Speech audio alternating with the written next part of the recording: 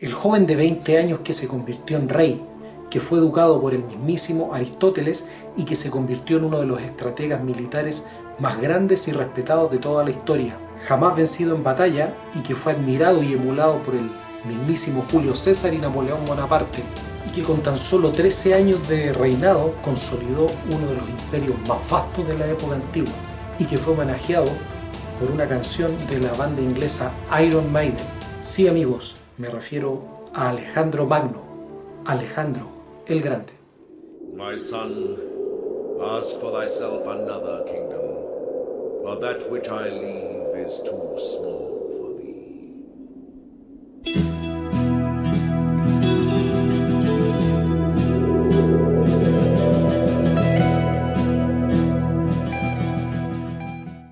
Alejandro Magno fue un rey del antiguo reino griego de Macedonia que vivió entre los años 356 y 323 a.C., hijo y sucesor del rey Filipo II y de la reina Olimpia de Epiro. Con tan solo 32 años de existencia, consolidó una de las leyendas más admirables de la historia. Su padre lo preparó desde muy joven para reinar, proporcionándole experiencia militar y encomendando su formación a reconocidos intelectuales de la época. En primera instancia, su educación fue dirigida por Leonidas de Epiro, un austero y estricto maestro macedonio que daba clases a los hijos de la más alta nobleza, que lo inició en el ejercicio corporal con una intensa disciplina y también se encargó de su educación académica. A los 13 años fue puesto bajo la tutela de Aristóteles. Durante 5 años sería su maestro quien le daría una amplia formación intelectual y científica en ramas como filosofía, lógica, retórica, metafísica, ética, política, biología, geografía, matemática, entre otras tantas áreas. A corta edad, su padre lo comenzó a asociar a tareas del gobierno, nombrándolo como regente a pesar de su corta edad. Recibía personalmente a los enviados persas, deseosos de que Macedonia pagase los altos tributos que exigía el rey Darío III.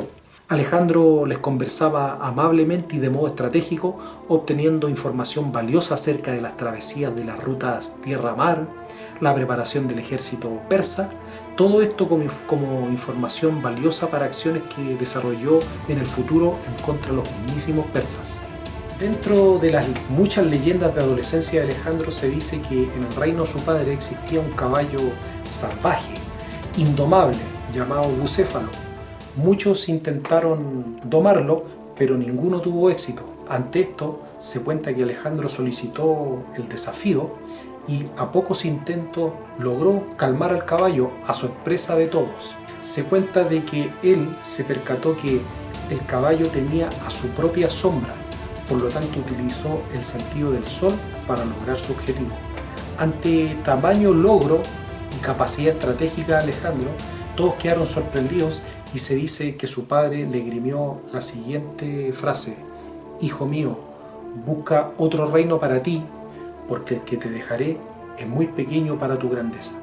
Su ascenso al trono no fue fácil. Su padre, Filipo II, lo exilió junto a su madre por considerarlo un insurrecto que le faltó el respeto. Es famosa la anécdota de cómo en la celebración de la boda, el nuevo suegro de Filipo, un poderoso noble macedonio llamado Átalo, rogó porque el matrimonio diera un heredero legítimo al rey, en alusión a que la madre de Alejandro era una princesa de Epiro y que la nueva esposa de Filipo, siendo macedonia, daría luz a un heredero totalmente macedonio y no mitad macedonio o mitad epirota, como Alejandro, con lo cual sería posible que se relegara a este último de la sucesión. Alejandro se enfureció y le lanzó una copa diciendo lo siguiente: «¿Y yo, qué soy, un bastardo?». En ese momento Filipo se acercó a poner orden, pero debido a su estado de embriaguez se tropezó y cayó al suelo, lo que provocó una burla de Alejandro, diciéndole: «¿Quieres cruzar Asia? Pero ni siquiera eres capaz de pasar de un lecho a otro sin caerte». La historia le valió la ira de su padre, por lo que Alejandro tuvo que exiliarse a Epiro junto a su madre Olimpia, y para evitar una posible conjura, Filipo también ordenó el exilio de todos sus amigos. Más tarde, Filipo terminaría perdonándolo. Después de tiempo alejado, Alejandro vuelve a Macedonia y vuelve a retomar la relación con su padre. Se dice que se dieron la mano y un fuerte abrazo.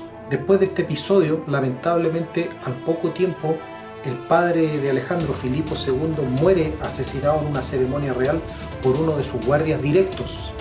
Se dice que fue una muerte por conspiración. La verdad que nunca se pudo comprobar quién o quiénes fueron los culpables. Teorías hubieron muchas. Entre ellas se especuló que la propia madre de Alejandro, Olimpia, fue la causante. Incluso algunos llegaron a decir que fue Alejandro el causante intelectual. Después de la muerte de su padre, Alejandro actúa rápidamente para hacerse del poder, eliminando adversarios que pudiesen reclamar el trono, entre ellos asesinando a su hermanastro y primo directo. Por su parte, Olimpia, la madre de Alejandro, asesina a la actual esposa de Filipo. De ahí en más, sin contrincantes directos y con la lealtad de los generales del reino, empieza el vertiginoso ascenso de la leyenda.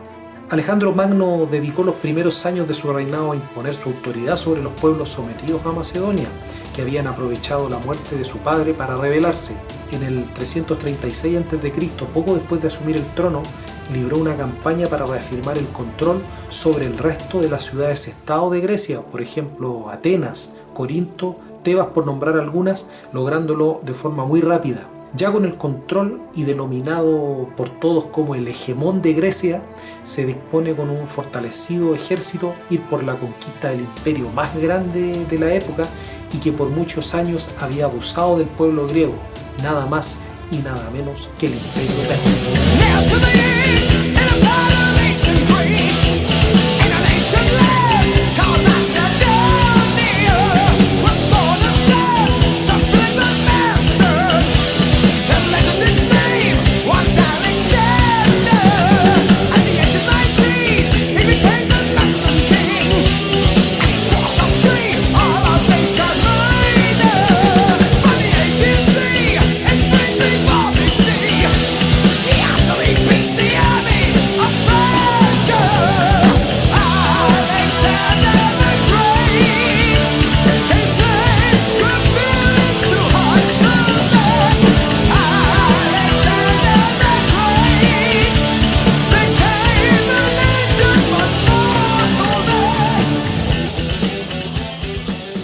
Oficialmente como hegemón de Grecia, continuó con el plan originalmente trazado por su padre, que era la conquista de Persia. El objetivo, vengar siglos de abusos a Grecia a raíz de este imperio ubicado en el sector de lo que hoy conocemos como Irak. Esto incluía, por cierto, la recuperación de todas las ciudades costeras del sector del Asia Menor y las islas del mar Egeo. Para tal efecto preparó un ejército de macedonios y aliados griegos, y es en el año 334 a.C. que se lanzó con su ejército de 40.000 hombres contra el poderoso imperio persa, que en ese momento era regido por Darío III. Para esto, Alejandro cruzó el estrecho del Esponto hacia el Asia Menor y comenzó de lleno la conquista, saliendo victorioso en todas las batallas que luchó. Por ejemplo, batalla del Granico, el 334 a.C., luego en la batalla de Isos, el 333, Gaugamela en el 331 y la puerta de Persa, el 330 a.C. Con esto se hizo prácticamente de un dominio que se extendía por la Helade, incluyendo Egipto, Anatolia, Oriente Próximo y Asia Central, hasta los ríos de Indo y Oxus, habiendo avanzado incluso hasta la India, donde derrotó al rey Poro en la batalla del Hidaspes el año 326 a.C. En este camino cuenta la leyenda que se hizo igualmente faraón de Egipto, sociedad que en ese momento era dominada por los persas, y visto el respeto que Alejandro mostró a su cultura, tradiciones, más el hecho de haberlos liberado del dominio persa ejercido por Darío III, se hizo merecedor del título faraónico, siendo para los egipcios casi una figura divina. Es precisamente en este país que levanta su principal hito cultural, erigiendo la ciudad que lleva su nombre, la Gran Alejandría, centro cultural y del desarrollo que muestra la grandeza de Alejandro. Gradualmente, posterior a esto, comienza en distintas localidades de su vasto imperio a fundar distintas alejandrías, llegando a lo menos a fundar unas 11 ciudades en el Imperio Antiguo. Es importante mencionar que esta estrategia utilizada por Alejandro de respetar las culturas y las sociedades que iba conquistando le valieron en gran medida un respeto por parte de estos pueblos, y en gran medida se disminuía considerablemente la resistencia hacia el pueblo macedonio. En este mismo sentido, Alejandro fue un fiel promotor de la cultura griega, fusionándola a través de la llamada política de fusión.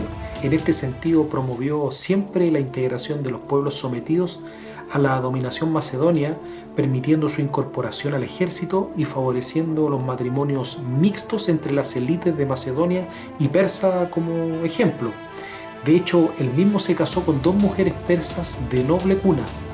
Todo este intercambio de linaje y fusión cultural promovido por Alejandro fue conocido como el periodo helenístico, tan rico en educación, cultura y desarrollo de las ciudades, incluso hasta el día de hoy. Después de años e innumerables batallas y conquistas, sus tropas comenzaron a manifestar cansancio y resistencia, negándose a continuar hacia Oriente, y hubo que regresar a Babilonia.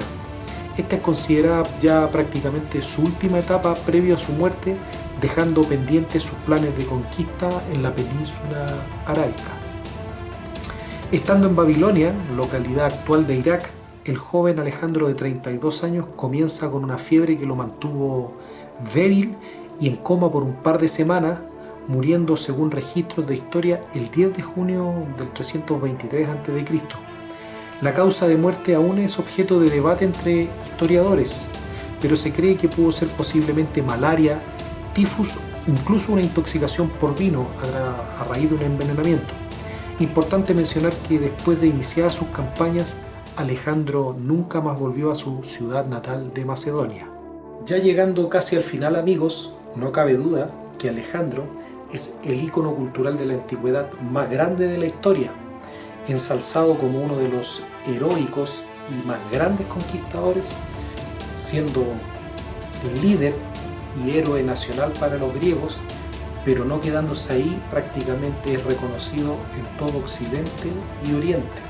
Ha sido motivo de análisis y escritura de miles de libros a lo largo de la historia, y ha sido fuente de influencia para otros líderes históricos de la antigüedad como el romano Julio César o como Napoleón Bonaparte, que tomaron sus aprendizajes, su estrategia y las pusieron a prueba en el campo de batalla, saliendo igualmente airosos.